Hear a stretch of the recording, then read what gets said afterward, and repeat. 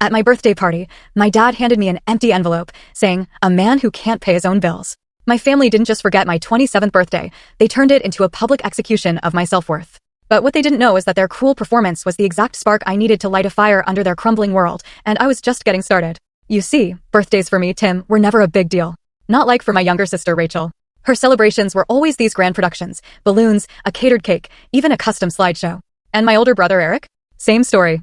Expensive gifts, heartfelt toasts, all that attention that makes you feel like the center of the universe. Me? My birthdays usually just slipped by.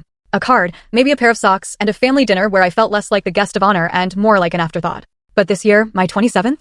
This year was different. This year, they decided to celebrate me in a way I swear I'll never, ever forget.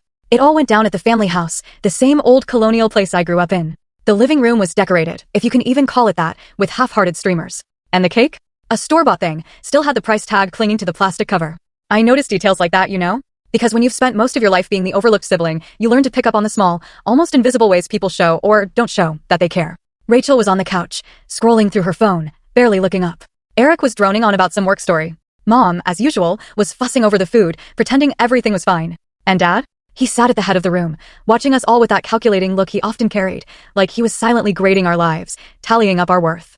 Then came the gifts. Rachel tossed me a mug with some sarcastic slogan about being the world's okayest brother. Eric didn't even bother to hide his smirk as he handed me a used book. The spine was cracked, pages yellowed, clearly pulled off his own shelf at the last minute. I told myself, don't care, Tim. Don't let it get under your skin. But then, Dad stood up. He reached into his jacket pocket, and for a split second, I let myself hope. Maybe this time. Maybe, just maybe, he'd watch the full story link attached below.